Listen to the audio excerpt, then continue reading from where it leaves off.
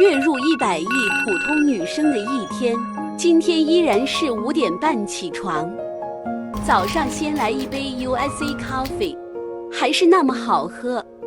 先做瑜伽拉伸一下，准备出门跑步啦。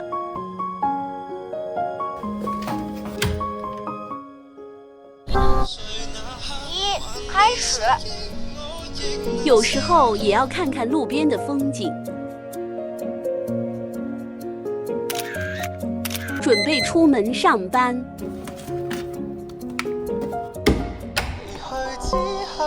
认真工作了，拜拜电子龟龟们。哎呀，春节回来，大家都收了多少红包呢？作为老广东人，一般10块一封，能塞下100的都是亲人中的亲人了，甚至1块的我都见过。如果我跟你说，只要100封一般的广东红包就能拿下苹果生态大礼包，你觉得可能吗？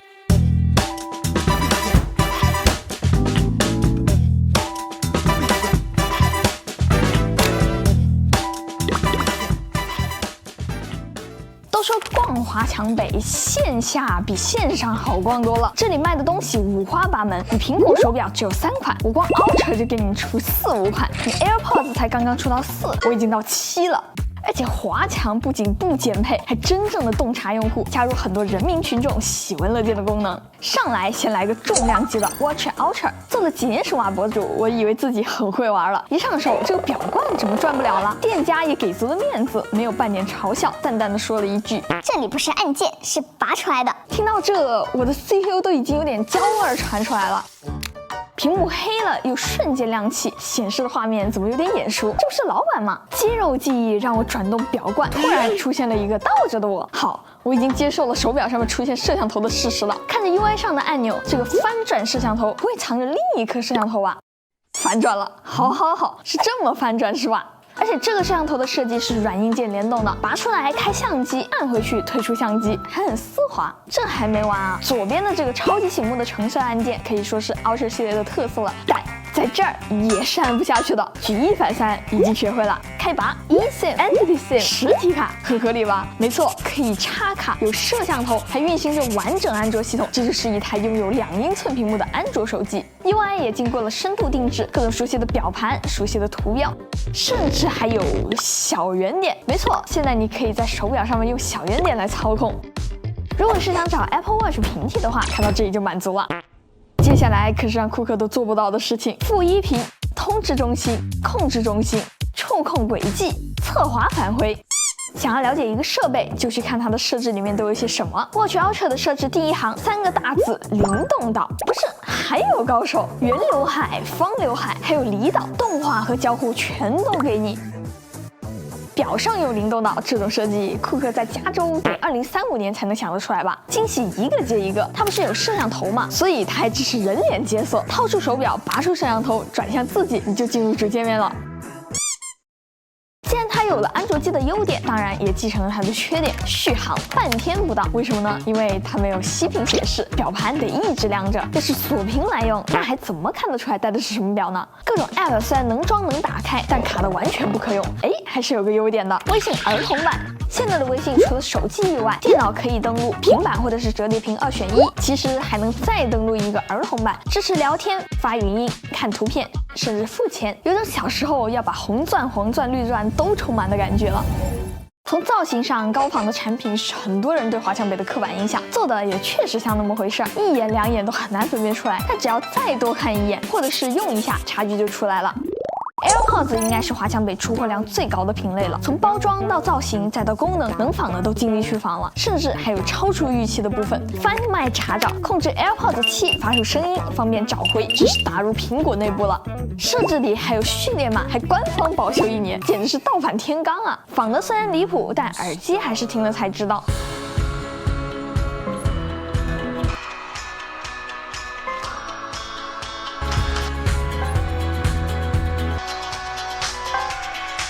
降噪和通透都有种怪怪的感觉，不支持设备流转，不支持头部姿势，不支持空间音频。最夸张的是，当我想要切换模式的时候，还没有用力它就触发了。后面试了好多次，终于发现了它没有做压感，也没有震动模拟。当你的手碰到了耳机柄，就播一个哒的声音，误触等级100%。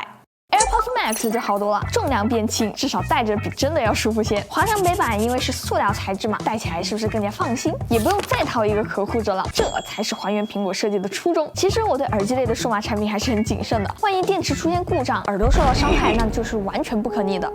再加上现在很多品牌都有100元耳机，大家都是听个响，至少听得安全嘛。MagSafe 充电器和外接电池算是比较简单的仿品，外接电池比官方加量很多，来到了5000毫安时，但现在还是保留着 Lightning 接口，也是一种坚持吧。充电器呢，这里连线都是歪的，真的是印证了那句华强北要光线下的话，每件东西都要上手仔细挑挑，这品控还是有点参差啊。而且讲价还能对半砍，但我都用 iPhone 了，肯定挨到不行了。其实这一趟到华强北，我最想找的是 HomePod Mini， 可是问了几栋楼都没有找到踪迹。最接近的一次是一个老板跟我说，这个东西他之前进过货，但音质太差，自己都听不下去。来，你看看这个 JBL。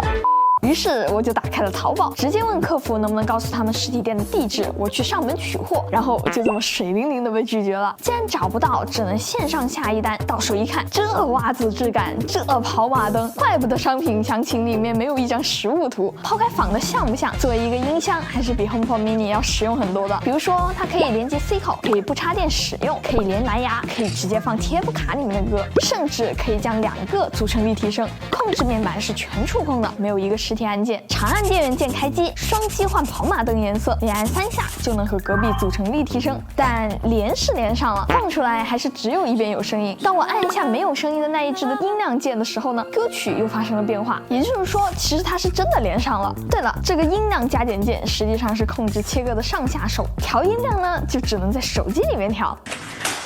既然立体声不能用，那就解绑嘛，单独放歌也挺好的。结果客服说不可以，没有这个设置。也就是说，只要2台音箱一旦连上了，就永远不能分开了。我永远就只能一只有声音，一只没声音。